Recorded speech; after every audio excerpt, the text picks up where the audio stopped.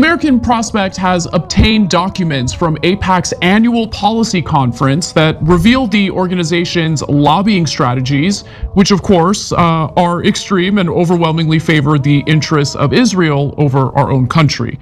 So let's get into what the documents say, and this is reporting by Luke Goldstein over at the American Prospect, and he says that the lobbying files promote the familiar though contested line that Israel does not target civilians, which, I mean, they've got terrible aim then if they're not targeting civilians, considering the insanely high civilian death toll.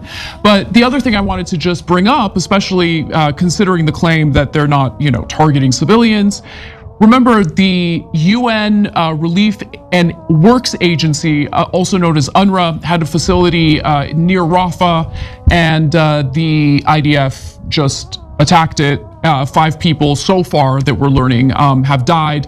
Allegedly, there was a Hamas militant who also died. Hamas has confirmed it, so I think there's more evidence to back up that claim from the IDF.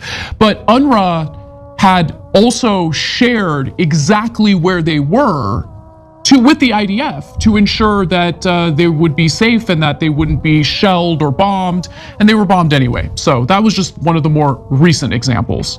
And then I'm sure when the so-called Flower Massacre happened, the IDF started shooting at Palestinians as they were trying to get some humanitarian aid in near northern Gaza, where they've been overwhelmingly cut off from humanitarian aid and are starving to death.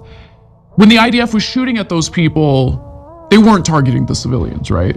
Aipac is telling members of Congress that Israel is not, this one is so insane. Aipac is telling members of Congress that Israel is not blocking the delivery of aid to Gaza. It's just a flat out lie.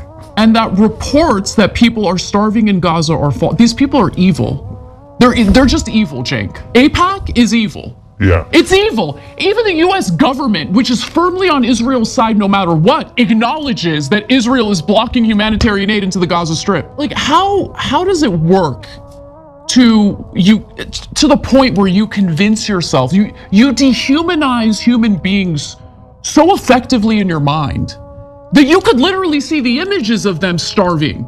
Okay, you can see the video that we showed last week. I believe it was a CNN report of that little boy who died. Okay, starving to death. He starved to death. We all saw that image. How do members of Aipac see that? And they have convinced themselves that these people don't matter to the extent that they're dehumanized. They don't matter at all. How do they do it? How does that process work? Because I don't understand it. And that's why I say it's evil. That's why I say it's evil. That is evil. That is evil, Cenk. I can't keep it together with this video. We showed it to you guys last week, and I literally had to tell the crew to immediately go to Cenk right when we get out of the video because I was sobbing and I just couldn't handle it. I didn't want to have to go to the video again, but here it is. This is what we're talking about. How the hell do you see this and tell our politicians, tell the international community, you better deny this is happening? In fact, it's not happening. And these lives don't matter. That's essentially the message here. And John Fetterman, who ran as a freaking progressive, okay, is totally on board with what Aipac is pushing out.